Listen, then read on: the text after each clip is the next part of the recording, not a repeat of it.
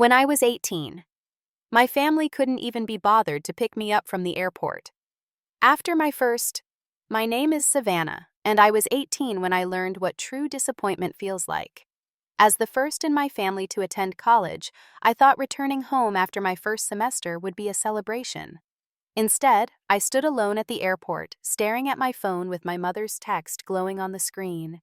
Try not being a disappointment. Find your own way home.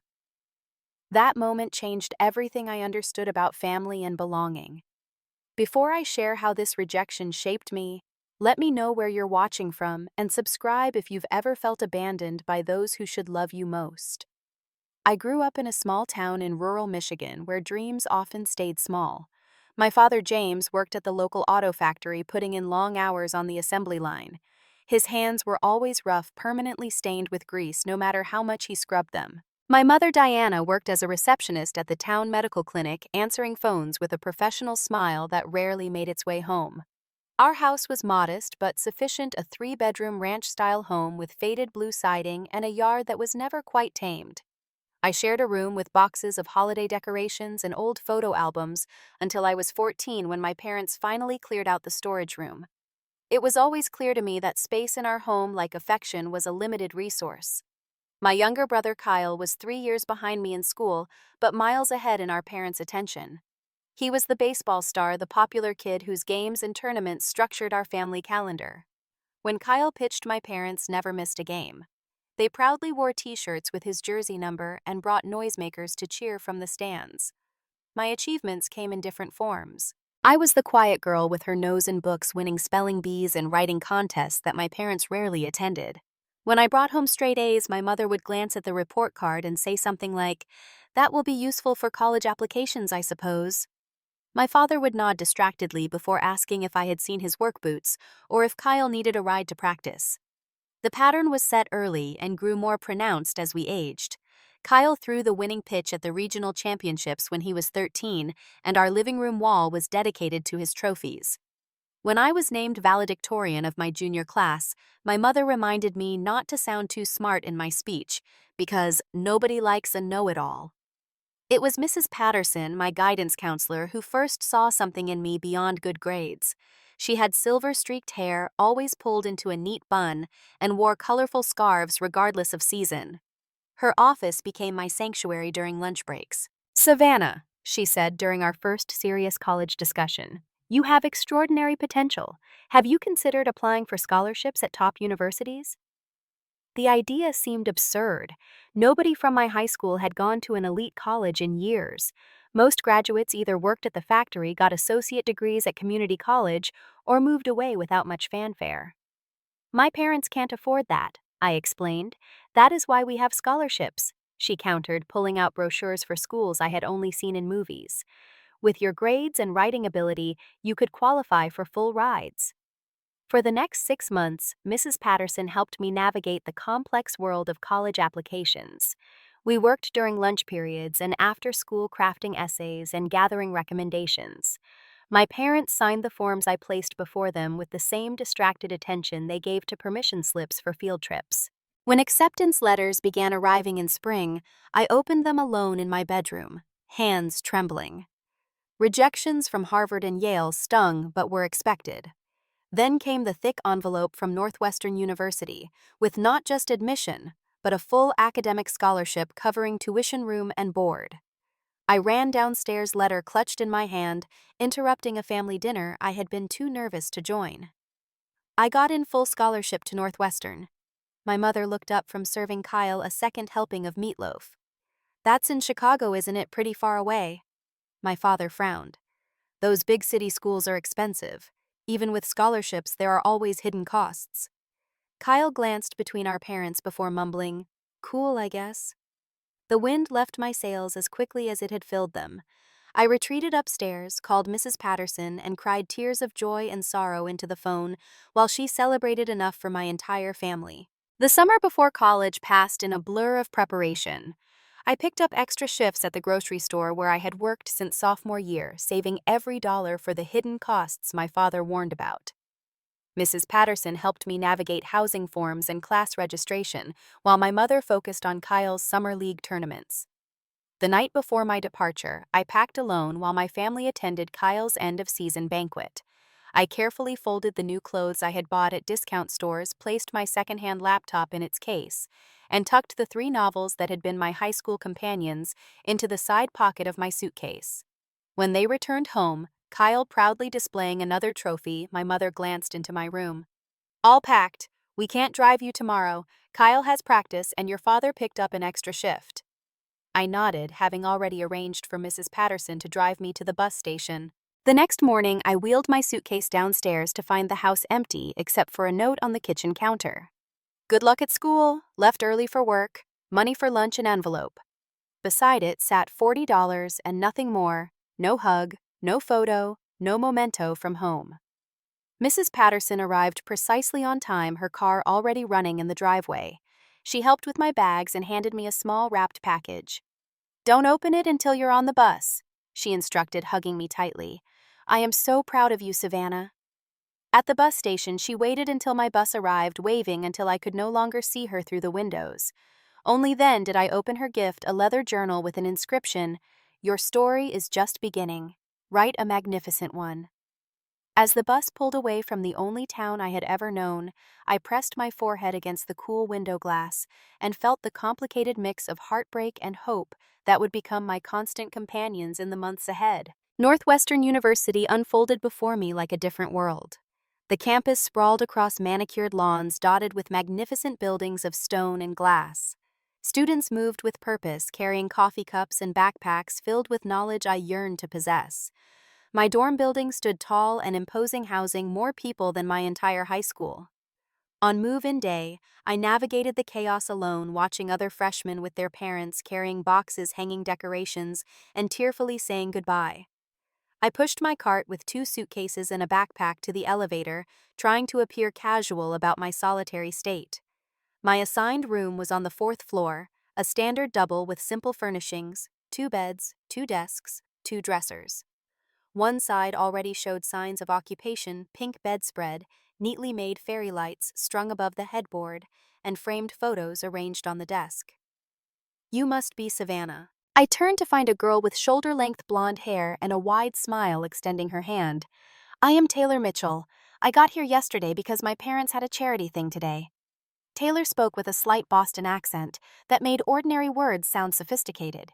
She wore what I would later learn was a cashmere sweater that probably cost more than my entire wardrobe. "Let me help you unpack," she offered, already reaching for one of my suitcases. "You don't have to," I stammered, embarrassed by my modest possessions. "Nonsense. My mom always says dorm rooms become homes through collaboration." She laughed, a musical sound that somehow put me at ease. "Besides, I am dying to know all about Michigan. I have never been to the Midwest." That first day set the tone for our friendship. Taylor came from wealth I could barely comprehend. Her father ran an investment firm. Her mother chaired museum boards, and their family home in Beacon Hill had been featured in architectural magazines. Yet she never made me feel less than. She was genuinely curious about my small-town life, listening intently as I described the factory where my father worked and the town square where everyone gathered for summer concerts. The academic demands of Northwestern hit immediately. My high school, despite my success, there had not fully prepared me for the rigor of university courses. I struggled particularly in calculus, where concepts that seemed straightforward on paper became labyrinthine in application. "You need a study group," Taylor declared after finding me crying over problem sets at 3 in the morning. She introduced me to Marcus from her economics class, who explained derivatives with a patience I had never encountered in a peer. Literature classes became my sanctuary. There the playing field leveled. My lifetime of escaping into books had prepared me for analyzing texts and constructing arguments. Professor Williams, a tall woman with salt and pepper curls who wore flowing scarves reminiscent of Mrs. Patterson, nodded approvingly at my first essay on Jane Austen. "You have a natural understanding of social dynamics in text," she noted during office hours. "Have you considered a concentration in 19th century literature?" I had never imagined specializing in anything. The mere fact of attending university had seemed achievement enough. But Professor Williams saw possibilities in me that extended beyond simply earning a degree. To supplement my scholarship, I secured a part-time position at the campus bookstore, working 15 hours weekly between classes. The employee discount became a treasure, allowing me to build a small library of used books for courses and pleasure reading. While I immersed myself in campus life, communication with my family dwindled. I called home weekly conversations lasting barely 10 minutes. My mother would provide cursory updates about weather and neighbors before inevitably mentioning Kyle's latest achievement. My father, if he spoke at all, asked practical questions about finances and grades. My texts often went unanswered for days. When responses came, they were brief and utilitarian. Fine here. Weather turning cold. Kyle made all state. I sent pictures of campus and stories about classes. They sent nothing. As Thanksgiving approached, Taylor noticed my growing anxiety. "What time does your flight leave?" she asked as we studied in our room.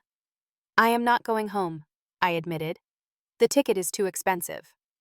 This was only partially true. I had money saved, but the thought of returning to the emotional chill of my family home for just a few days seemed increasingly unappealing. Taylor looked horrified. "You can't stay here alone for Thanksgiving. Come home with me. My parents always invite strays. They call it the Massachusetts Mayflower tradition." Despite my protests, Taylor would not be dissuaded. 3 days later, I found myself on a flight to Boston, nervous about imposing on strangers for a holiday. The Mitchell home was everything my childhood house was not: warm, expansive, and filled with laughter. Taylor's parents embraced me without hesitation. Her father, George, insisted I call him by his first name and spent an hour showing me his collection of first-edition novels when he learned of my literature studies. Her mother, Catherine, assigned me the guest room with its own bathroom and had already placed fresh flowers on the nightstand. "We are so pleased Taylor has found such a dedicated friend," Catherine said as she helped me settle in. "She says you're the smartest person in your literature seminar." That Thanksgiving remains crystallized in my memory: the elegant dining room with candles flickering, the lively discussion about books and politics, where my opinion was not just tolerated, but sought, and the genuine interest the Mitchells took in my studies and aspirations. "You must come for Christmas, too," George insisted as they drove us back to the airport Sunday evening. "No arguments, we have a ski house in Vermont with plenty of room." Back on campus, I faced a decision. The Mitchells' invitation was sincere, but I felt an obligation to return home for Christmas. Surely my family missed me, even if they struggled to express it. Surely a full semester of college had changed something in our dynamic. With a growing sense of optimism, I purchased a ticket to Michigan for the day after finals. I splurged on gifts for everyone: my father's favorite coffee that was hard to find in our hometown, a scarf for my mother in the purple shade she admired but never bought for herself, and vintage baseball cards for Kyle from a specialty shop near campus. I spent hours selecting presents, imagining the moment of connection they might create. In my most hopeful moments, I pictured my father brewing the special coffee while discussing my literature papers, my mother wearing the scarf as she asked about my new friends, and Kyle trading college stories for baseball triumphs. The night before my departure, I called home to confirm my arrival details. "Flight lands at 4:15 tomorrow," I explained to my mother, trying to contain my excitement. "I should be at baggage claim by 4:45 at the latest." Tomorrow is busy," she replied distractedly. "Your father has the afternoon shift and Kyle's team has an indoor practice game." "But you'll still pick me up, right?" I pressed, stomach tightening. "Well, figure something out," she said vaguely. "Text when you land to remind us."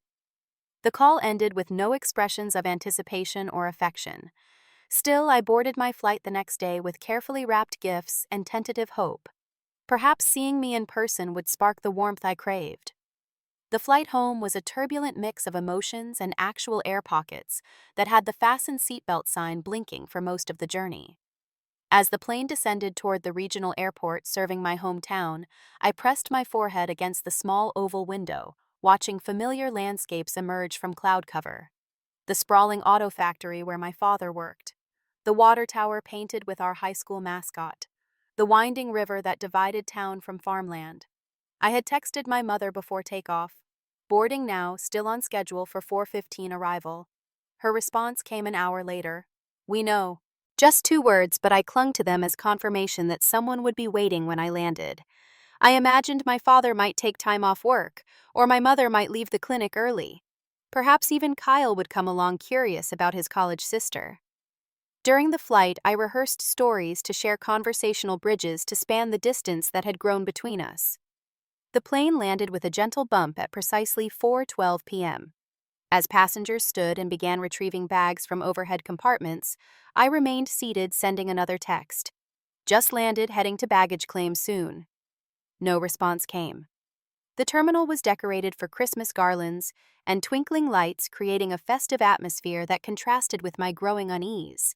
I followed signs to baggage claim, rolling my carry-on behind me while scanning faces for my family. The baggage carousel began its rhythmic movement at 4:30. I positioned myself near the front, eager to collect my suitcase and find my ride home. Around me, reunions unfolded like scenes from holiday movies. A grandmother embracing young children, parents hugging a returning college student with tears and laughter, friends squealing in delight at seeing each other after months apart. By 4:45, most passengers from my flight had claimed their luggage and departed. My suitcase made its solitary journey around the carousel, passing me for the third time as I checked my phone again. No new messages. I called home. No answer. I called my father's cell phone. Straight to voicemail. My mother's phone rang 4 times before disconnecting without the option to leave a message. They probably got caught in traffic, I told myself, settling into an uncomfortable plastic chair to wait. 5:00 p.m. came and went. The baggage carousel stopped. Airport employees began preparing for the next arrival. I approached the information desk, asking if there had been accidents reported on nearby highways. The middle-aged woman with a tinsel garland pinned to her uniform shook her head, offering to let me use their phone. No one answered.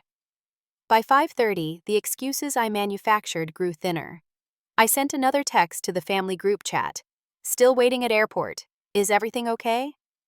At 5:45, as the winter sky darkened outside the terminal windows, my phone finally chimed with a response from my mother. Try not being a disappointment. Find your own way home. I stared at those words until they blurred, unable to process their casual cruelty. My throat tightened as I reread them, searching for a hidden message or mistaken autocorrect that might explain away the dismissal. There was none. In that moment, standing beside my suitcase in a nearly empty baggage claim, I felt myself crumbling from inside. I managed to gather my things and find the nearest bathroom before the tears came, a torrent of hurt and confusion that bent me over the sink as I gasped for breath. Honey, are you all right? I hadn't heard anyone enter. A woman in an airport uniform with Grace on her name tag stood in the doorway, concern etching her features. I'm fine. I managed the lie, transparent as tears continued streaming down my face. Grace stepped inside, offering a wad of rough paper towels. Family trouble? She asked gently. The simple question broke something in me. They won't pick me up. I confessed, the words sounding childish and pathetic. I'm home from college and they just won't come. Grace's expression shifted from concern to indignation. That's not right, she stated firmly. Not right at all. Do you have taxi fare? I nodded, thinking of the Christmas money I had been saving to buy additional gifts once I arrived home. The Holiday Inn runs a shuttle that could get you closer to town for free, she offered. Or I can call you a cab that will take you all the way home. Grace waited with me outside the terminal, making small talk about her own daughter in college as we watched for the taxi. When it arrived, she squeezed my shoulder. Family is complicated, honey. But you remember, your worth isn't determined by how they treat you. The taxi driver loaded my luggage without comment, perhaps accustomed to travelers in distress. As we pulled away from the airport, I watched Grace waving a stranger who had shown more kindness in 10 minutes than my family had in months. The ride home cost $68 plus tip, nearly all the cash I had brought for the 2-week visit. With each mile that passed, my sadness hardened into something else. A quiet, smoldering anger that felt foreign in my body. The house was dark when we arrived, no porch light left on in anticipation of my return. I paid the driver and dragged my luggage up the front walk, fumbling for the spare key hidden in the garage keypad. The familiar smell of home, a mixture of my mother's discount candles, laundry detergent, and the lingering scent of whatever had been cooked for dinner, hit me as I stepped inside. I called out, voice echoing through empty rooms. No response. A note on the kitchen counter explained the absence. At Kyle's winter sports banquet. Leftovers in fridge. Back around 9. I climbed the stairs to my bedroom only to discover it had been partially converted in my absence. Boxes of Christmas decorations and old photo albums now occupied half the floor space. My desk had been moved against the wall, covered with my mother's sewing projects. The closet door stood open, revealing storage bins where my remaining clothes should have been. I found my belongings packed in cardboard boxes stacked in the corner labeled Savannah's Stuff in my mother's handwriting. 4 months away, and I had already been erased, my space repurposed before I had even graduated my freshman year. Too exhausted to unpack or cry anymore, I dragged my suitcase to the guest room and sat on the edge of the bed. The clock read 7:30 p.m. My family was somewhere across town celebrating my brother, while I sat alone in a house that no longer felt like mine. I curled up on the unfamiliar bed and pulled the quilt around me, still wearing my travel clothes. As sleep finally claimed me, one thought crystallized through the fog of hurt: I had become a guest in my own home. Morning arrived with disorienting brightness, sunlight streaming through unfamiliar curtains. For a moment I forgot where I was. The guest room, not my dorm, not my childhood bedroom. The house remained quiet, but the smell of coffee suggested someone was awake. I changed clothes quickly, running a brush through my hair before venturing downstairs. My mother stood at the kitchen counter measuring grounds into the coffee maker. My father sat at the table scrolling through his phone. Neither looked up immediately. "Good morning," I offered, voice sounding unnaturally loud in the tense silence. My mother turned, her eyes moving over me in that familiar assessment that always left me wanting. "You've put on weight," she observed, turning back to the coffee. "The freshman 15, I suppose?" My father grunted what might have been a greeting, still focused on his screen. I stood awkwardly in the doorway, travel fatigue and emotional exhaustion making me feel unsteady. "I waited at the airport for almost 2 hours yesterday." My mother sighed as she pressed the brew button. "We had Kyle's banquet. I told you in the text to find your own way." "But why couldn't someone pick me up? The banquet couldn't have started at 4. My father finally looked up, annoyance flickering across his face. "Your mother said we were busy. That should be enough explanation." The coffee maker gurgled as an uncomfortable silence filled the kitchen. I slid into a chair across from my father, trying a different approach. "How have you both been?" "The factory's still busy, Dad." He offered a minimal nod before returning to his phone. My mother placed a mug of coffee before him, but didn't pour one for me. I rose to get my own cup.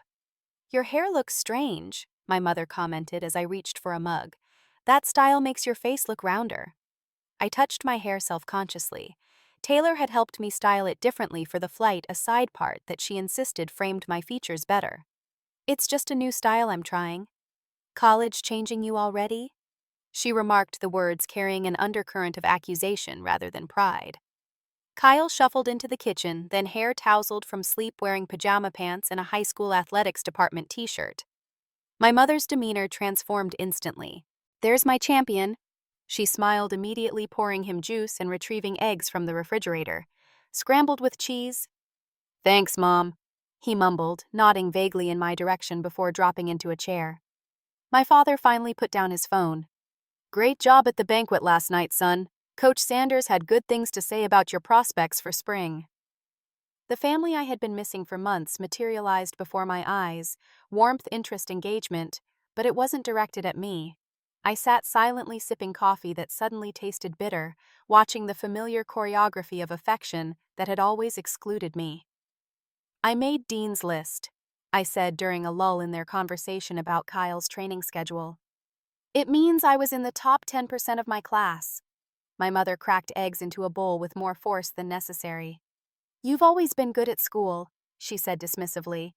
"It's the other parts of life you struggle with." "What parts?" I asked, genuinely confused. She gestured vaguely with the whisk. "Social graces, practical matters. Not everyone is impressed by book knowledge, Savannah." The rest of breakfast passed in painful small talk. I offered carefully edited stories about Northwestern omitting Taylor's wealth, my struggles in calculus, and the Thanksgiving spent with a family who had known me for months, yet made me feel more welcome than the people who had raised me. After breakfast, I retreated to the guest room to unpack properly. As I hung clothes in the closet, I heard my mother's voice drifting up the stairs. College has changed her, more standoffish than ever. And did you see what she's done with her hair? The days before Christmas stretched endlessly. I made solo trips to the mall, carefully selecting gifts with money I couldn't really spare. I found comfortable leather gloves for my father to replace his worn work pair. For my mother, I purchased a delicate silver necklace with her birthstone. Kyle received the vintage baseball cards I'd brought from Chicago, plus a Northwestern sweatshirt I thought might bridge our worlds. When not shopping, I wandered through town, noting what had changed in my absence. The diner downtown had new owners. The bookstore where I'd spent countless hours had reduced its inventory, adding a coffee counter to stay competitive. Mrs. Patterson was traveling for the holidays, visiting her daughter in Florida. At home, I tried repeatedly to connect. I offered to help my mother with Christmas dinner preparations, but was assigned only the simplest tasks, cutting vegetables, setting the table, which she rearranged after I finished. I asked my father about the factory's holiday schedule and received minimal responses. Kyle remained cordial but distant, disappearing to friends' houses whenever possible. Christmas Eve dinner became a showcase for Kyle's achievements. My parents invited my aunt and uncle, who asked Kyle detailed questions about his sports prospects, while inquiring only if my classes were going well. When I attempted to describe Professor Williams' fascinating lecture series on feminist literature, my mother interrupted. Not everyone finds academic talk interesting at the dinner table, Savannah. Uncle Dave was asking about the dessert options. Later that night, after relatives departed, I helped clean the kitchen while my father and Kyle watched television in the living room. I've been thinking about majoring in English with a creative writing focus. I ventured, hoping to engage my mother in real conversation. She scrubbed vigorously at a baking dish. What kind of job does that prepare you for teaching? You've never been patient enough to manage a classroom. Actually, Professor Williams thinks I might have potential in publishing or literary agency work. There are internship opportunities in Chicago I could apply for next summer. My mother rinsed the dish with an impatient gesture. Sounds impractical. Your scholarship covers room and board for regular semesters, not summer activities. We can't finance fancy Chicago internships. I would work to support myself, I began, but she cut me off. Always thinking about yourself, aren't you? Have you considered that Kyle might need summer school tuition next year to keep his athletic eligibility? We can't support both of you having expensive aspirations. The conversation ended there, her priorities clearly articulated.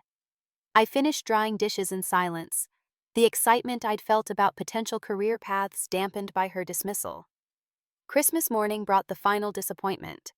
We gathered around the small artificial tree, exchanging gifts with mechanical politeness. My carefully selected presents were acknowledged with perfunctory thanks. In return, I received practical items: a generic brand sweater in a size too large, gift cards to chain restaurants with locations near Northwestern, and a desk calendar. Meanwhile, Kyle unwrapped a new smartphone, expensive athletic shoes, and a laptop for schoolwork, much nicer than the second-hand model I had taken to college. The disparity wasn't surprising, but it stung nonetheless. As wrapping paper was collected and breakfast prepared, I overheard my parents talking in low voices in the kitchen. She seems different. That school is changing her, and not necessarily for the better. My mother's voice carried an edge of disapproval. What did you expect? My father responded. These fancy universities fill their heads with all sorts of ideas. At least she has the scholarship. It would be a complete waste of money otherwise. Sometimes I wonder if we pushed her too hard academically, my mother continued. She's always had this attitude problem, thinking she's better than everyone. Now she's talking about publishing and internships when she should be focusing on practical skills. Well, she made her choice. My father sighed. Kyle at least understands the value of staying connected to his community. His skills will translate to real opportunities here. I retreated silently up the stairs, their assessment burning in my chest. The remainder of the day passed in a fog of hurt and growing resolution. That evening, while searching for tape to wrap a belated gift for Taylor, I discovered something that crystallized my family's indifference. In the hall closet behind winter boots and old coats sat the recycling bin. On top lay torn envelopes addressed to me, care of my home address. Congratulation letters from Northwestern alumni groups, scholarship recognition ceremonies, honor society invitations, all opened and discarded. I retrieved them with shaking hands, reading invitations to events long past. My parents hadn't just failed to forward my mail, they had actively hidden it, then thrown it away. The casual cruelty of this act, something so small yet so telling, broke something final inside me. Late that night, I called Taylor from the guest room, voice breaking as I recounted the past few days. "This is terrible," she declared, righteous indignation clear even through the phone connection. "You can't stay there for 2 more weeks, Savannah. It's emotional abuse." "I don't know what to do," I admitted. "I can't afford another plane ticket." There was a brief silence before Taylor responded with determination.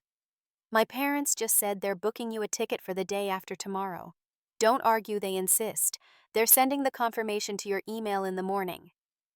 "I can't accept that," I protested weakly, even as relief flooded through me at the possibility of escape. "You absolutely can," Taylor countered.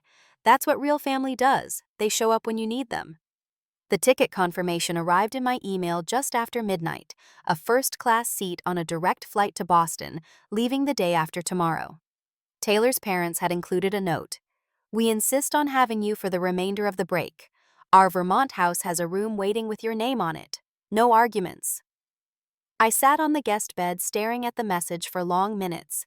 The generosity overwhelmed me, but even stronger was the realization that near strangers valued my presence more than my own family. The clarity of this truth settled into my bones with both pain and strange liberation. The next morning, I approached my parents in the kitchen. My father was preparing to leave for work, gulping coffee while checking his phone for messages. My mother assembled sandwiches for Kyle's all-day basketball tournament. "I need to tell you something," I began, hands clasped tightly before me. "I'm leaving tomorrow. My roommate's family has invited me to their home in Vermont for the rest of break." My mother paused, mid-sandwich knife hovering over bread. "You're what? After all the preparation I've done for holiday meals?" "I found my college mail in the recycling," I continued, voice steadier than I expected. "The invitations and notifications you never told me about." My father's expression darkened. "Don't go through our trash, Savannah. That's inappropriate." "That mail was addressed to me," I pointed out. "Why would you hide it?" "We didn't hide anything," my mother snapped. "Those were obviously just promotional materials. We get enough junk mail without forwarding every college flyer." "They were honor society invitations and alumni networking events that could have helped my education and career," I said, the hurt evident in my voice despite attempts to remain calm. "Why wouldn't you want that for me?" My father set down his coffee mug with finality. "If you leave tomorrow, don't expect us to finance any extra expenses at school. Your scholarship covers the basics, but anything beyond that is on you." The threat was clear: withdraw family support or remain in this toxic environment. But in that moment, I realized how little practical support they had actually provided. Emotional sustenance had always been minimal. Now they were making explicit what had long been implicit. "I understand," I replied, surprised by my own composure. "If you walk out during a family holiday, don't expect things to be the same," my mother added, her tone conveying both warning and dismissal. "They never will be," I agreed quietly. "But maybe that's necessary." My father checked his watch with exaggerated impatience. "I'm late for work. Do what you want, Savannah. You always do." He left without further comment, the door closing firmly behind him. My mother returned to making sandwiches, her movements sharp with displeasure. "Your brother will be disappointed," she said, though Kyle hadn't spent more than an hour in my presence since my arrival.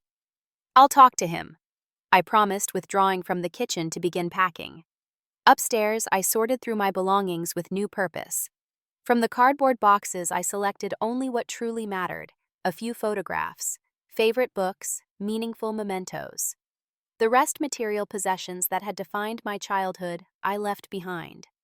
Something about the physical unburdening felt symbolic, as if I were shedding an old self along with outgrown clothes and juvenile keepsakes. Kyle returned from a friend's house that afternoon, finding me in the midst of packing. "You're leaving?" he asked, lingering awkwardly in the doorway. "Tomorrow morning," I confirmed. "Going to my roommate's family place in Vermont. He scuffed a sneaker against the carpet, suddenly looking younger than his 15 years. Mom's pretty mad.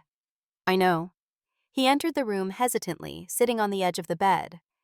Is college really great? He asked, surprising me with what seemed like genuine curiosity. It's different, I answered carefully. Challenging, but in a good way.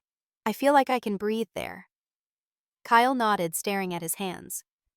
Sometimes I wonder if I should try for a baseball scholarship somewhere far away. But then, I think about leaving everything familiar. It's scary, I acknowledged, but also freeing. I'm sorry they didn't pick you up at the airport, he said suddenly. I wanted to go, but Mom said you'd understand about my practice game.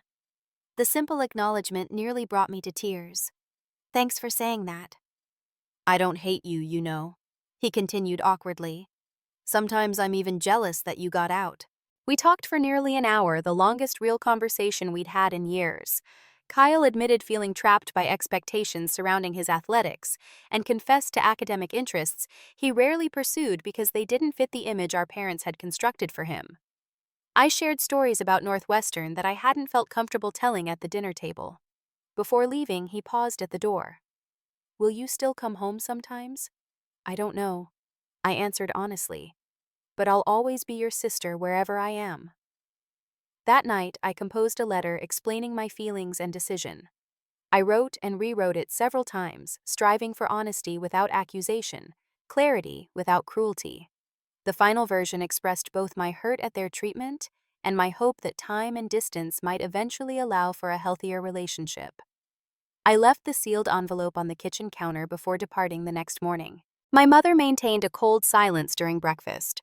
My father had already left for an early shift, and Kyle offered an awkward hug before heading to morning practice. As the taxi arrived to take me to the airport, I stood briefly in the doorway of my childhood home, absorbing the familiar sights and smells one last time.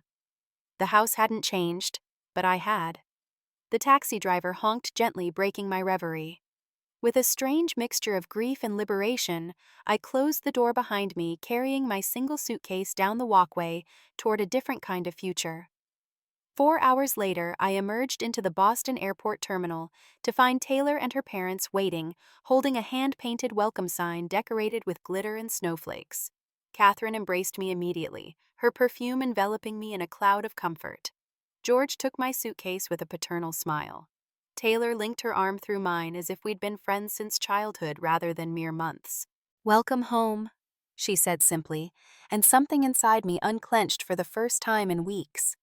Northwestern's campus in January looked like a scene from a snow globe, elegant stone buildings dusted with white students bundled in colorful winter gear, hurrying along cleared paths. I returned with a determination that surprised even me, channeling hurt into focused ambition rather than allowing it to collapse into despair. The winter quarter brought new challenges and opportunities. I added extra classes to my schedule, pushing toward a double major in English literature and communications. Professor Williams connected me with the University Literary Magazine, where I began reading submission slush piles and writing brief reviews. You have excellent critical instincts, she observed after I correctly identified a submission from a published author attempting to test the editor's discernment. Have you considered pursuing editorial work professionally? This casual question opened a door to possibilities I hadn't previously imagined. I began researching publishing houses and literary agencies in Chicago, learning about entry-level positions and internship requirements. Taylor remained my steadfast ally, her unconditional support never wavering. She introduced me to her expanding circle of friends from diverse backgrounds: Marcus from Los Angeles, studying economics; Jasmine pursuing pre-med with dreams of global health work; Alex double majoring in computer science and philosophy. These new friendships showed me what genuine connection felt like: mutual respect, shared interests, and reciprocal support without keeping score. Communication with my family dwindled further. My weekly calls home became monthly, then stopped entirely when conversations proved consistently painful. My mother's texts arrived sporadically, usually with thinly veiled criticism about my absence or updates about Kyle that required no response. My father never initiated contact. The separation hurt, but in the gradually healing way of a necessary medical procedure rather than the festering pain of ongoing injury. I focused on building my new life while processing the reality of my family dynamics through the University Counseling Center's free therapy sessions. Dr. Levine, a calm woman with silver-rimmed glasses, helped me understand that my family's treatment reflected their limitations, not my worth. Some parents, she explained during one particularly difficult session, see their children as extensions of themselves rather than as independent beings. Your academic success threatened the narrative they had constructed about your family, with your brother as the star and you in a supporting role. But why couldn't they just be proud of me? I asked the question that had haunted me for years. Pride would require them to rethink their entire value system, she replied gently. That's much harder than maintaining the status quo, even when it means losing connection with you. These insights didn't eliminate the pain, but they provided context that helped me move forward without constant self-questioning. I stopped waiting for approval that would never come, and instead sought validation from my own achievements and the healthy relationships I was building. By spring quarter, Professor Williams mentioned a summer internship opportunity at Lakeside Publishing, a respected Chicago house specializing in literary fiction. The position was competitive, typically reserved for juniors or seniors, but she offered to recommend me. They value fresh perspective and raw talent over experience, she assured me. And your analytical essays show a natural editorial sensibility. The application process required writing samples, critical reviews, and a statement of purpose. I worked on my materials for weeks, revising with feedback from Professor Williams and the Writing Center. When the acceptance email arrived in May, Taylor celebrated by decorating our entire dorm room with balloons and organizing a surprise party with our friend group. Meanwhile, Kyle had begun reaching out independently. His texts started hesitantly asking about college applications, study strategies, whether I thought he could manage academically at a Division II school where baseball might not be his entire identity. I responded with careful encouragement, maintaining boundaries while nurturing our fragile reconnection. Mom and Dad still talk about you, he wrote once. Mostly about how you've changed. Dad says university filled your head with ideas. They're right that I've changed, I replied after careful consideration. But the ideas were already in my head. I just needed space to explore them. My summer internship at Lakeside Publishing transformed my understanding of career possibilities. Located in a converted warehouse in Chicago's literary district, the office hummed with creative energy. Junior editors debated manuscript merits over coffee. Marketing teams developed campaigns for upcoming titles. Senior staff mentored newcomers with genuine investment in developing talent. My direct supervisor, Audrey, a sharp-witted senior editor with 20 years in the industry, assigned increasingly complex tasks as she recognized my capabilities. By midsummer, I was writing reader reports that influenced acquisition decisions and sitting in on marketing strategy sessions. You have an instinct for commercial viability without sacrificing literary merit, Audrey noted during my performance review. That's rare, especially in someone so young. The internship concluded with an offer that stunned me, a part-time position during my sophomore year, working remotely with occasional trips to the Chicago office. The opportunity would provide both income and invaluable professional experience while completing my degree. When sophomore year began, I moved from the dorm to an apartment shared with Taylor and Jasmine. The space was small, but allowed us to create a true home, a place where support and acceptance were the foundation, rather than conditional currencies to be earned. My academic performance continued to excel, but now it was driven by genuine passion, rather than desperate attempts to win approval. I maintained my scholarship with ease while balancing my remote work for Lakeside Publishing. As winter approached, I faced the holiday question again. Taylor's family extended another invitation, this time to their Boston home with a ski weekend planned. The choice was simple. I accepted with gratitude, not even considering a return to Michigan. Kyle was the only family member who acknowledged my absence at Christmas, sending a text with a photo of his new varsity jacket. Wish you could see this in person. Miss having someone who asks about more than my batting average. By the end of sophomore year, my life had established a new normal. My chosen family of friends provided the emotional sustenance my biological family had withheld. My academic and professional paths were merging into clear direction. The pain of family rejection had transformed from acute agony to a dull background ache, a wound that had scarred over, still visible, but no longer bleeding. Junior and senior years passed in a productive blur of classes, friendships, work experience, and personal growth. I interned at a literary agency in New York the summer before graduation, making connections that would prove invaluable. My thesis on emerging voices in contemporary American literature received departmental honors. Professor Williams had become a true mentor, guiding my graduate school applications and career decisions with wisdom and genuine care. Graduation day arrived bright and clear. As I donned my cap and gown in our apartment, Taylor adjusted my honor cords with sisterly precision. "Are you disappointed they're not coming?" she asked carefully. I had sent formal announcements to my parents and Kyle. My brother responded with congratulations and regrets that baseball championships prevented his attendance. My parents sent a brief card with a modest check acknowledgement without presents. "I'm sad for what could have been," I answered truthfully, "but I'm not diminished by their absence." When I crossed the stage to receive my diploma, the cheers from Taylor's family, her parents, grandparents, and 2 aunts who had traveled to Northwestern specifically for my graduation, filled the space where my biological family should have been. As I moved the tassel from right to left, I glimpsed them in the stands, Catherine wiping tears, George beaming with paternal pride. They had claimed me as surely as I had claimed them. After graduation, I accepted an entry-level position at Harper Literary Agency in New York, where my previous internship had opened doors. Taylor and I found a tiny apartment in Brooklyn, continuing our friendship through the transition from college to professional life. She pursued financial consulting while I began building a client list of emerging authors. Life in New York brought new challenges and joys. I developed confidence in professional settings, discovered neighborhoods and communities that expanded my worldview, and eventually met Gabriel, a thoughtful architect who valued ambition and independence rather than finding them threatening. Our relationship progressed with a healthy pace and mutual respect that still sometimes surprised me, conditioned as I had been to expect love to be withheld or conditional. When he proposed after 3 years together, he did so as a true partnership, a commitment to supporting each other's dreams, rather than merging into a single identity.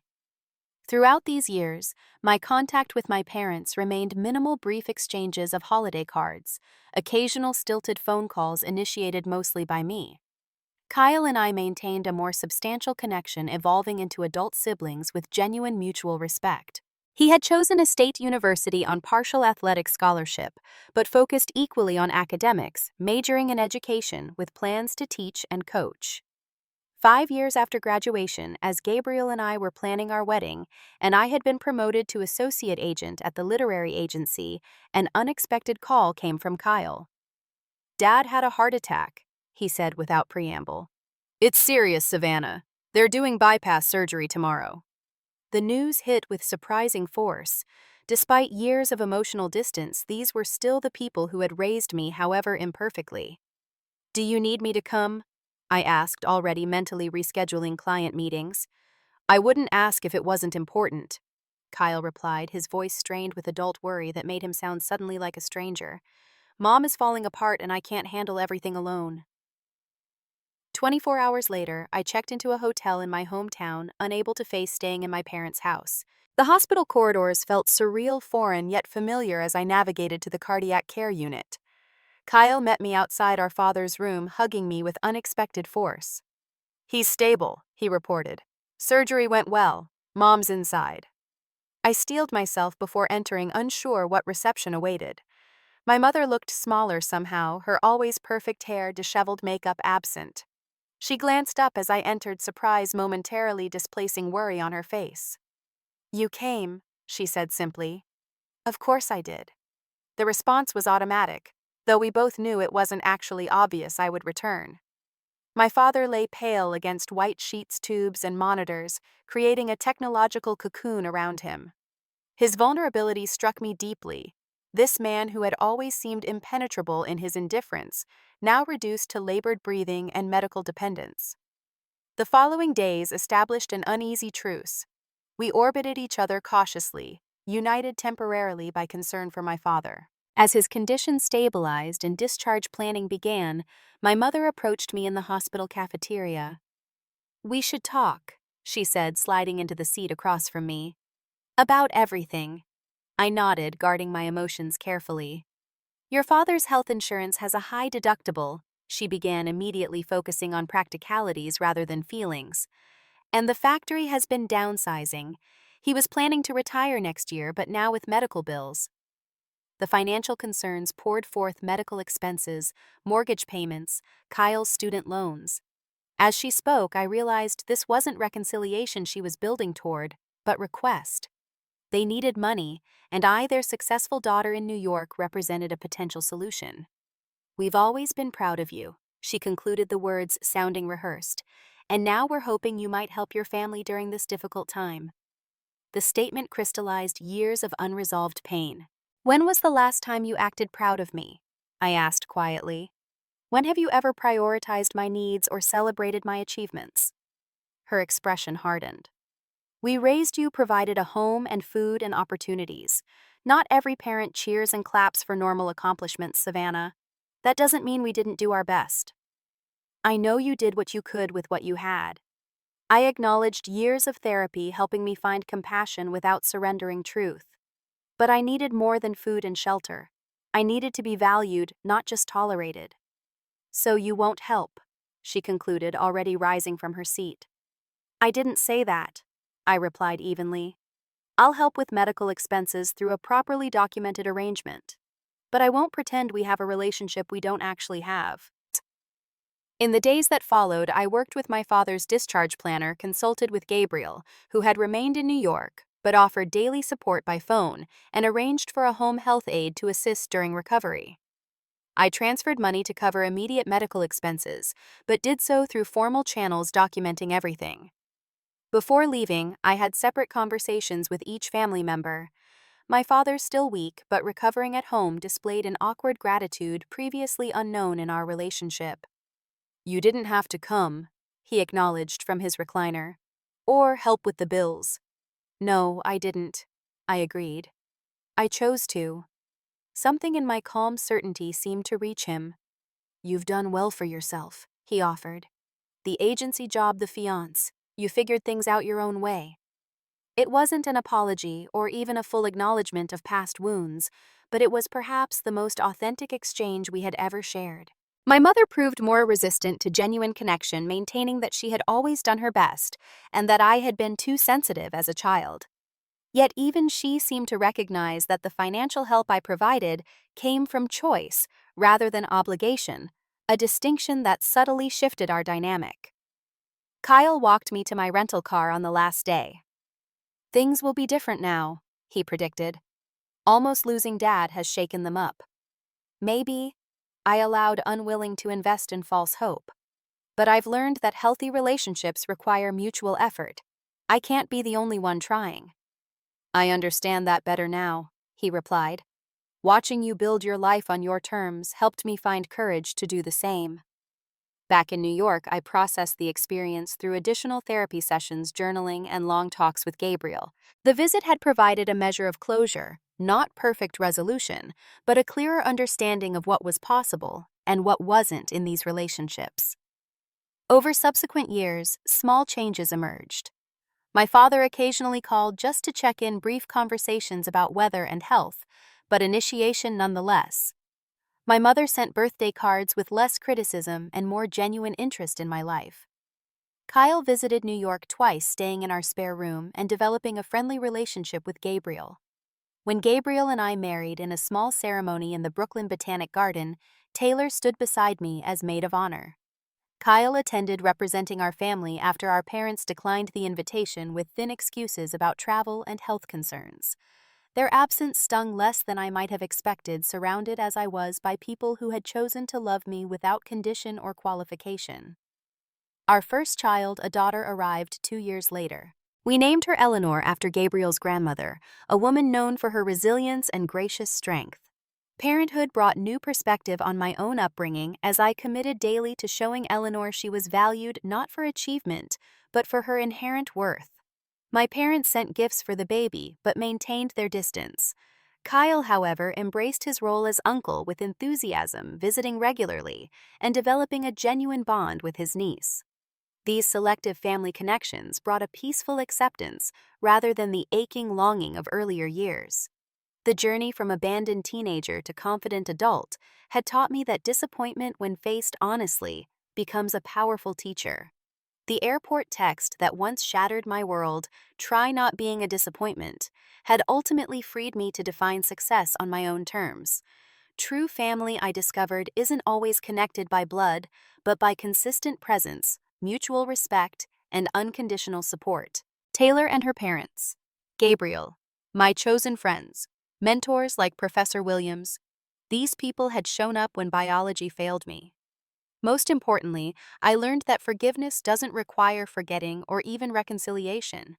It means releasing the expectation that the past could have been different and embracing the future I chose to create. The disappointment my mother accused me of embodying had transformed into my greatest strength, the courage to walk away from conditional love toward authentic connection. Have you ever had to redefine family in your own life? Has someone ever labeled you as a disappointment, only for you to prove them wrong? Share your stories in the comments below. And if my journey resonated with you, please subscribe to hear more stories of transformation. Remember that sometimes the people who should love you the most fail to see your worth, but that never diminishes who you truly are. Thank you for listening, and may you find the strength to write your own story of resilience.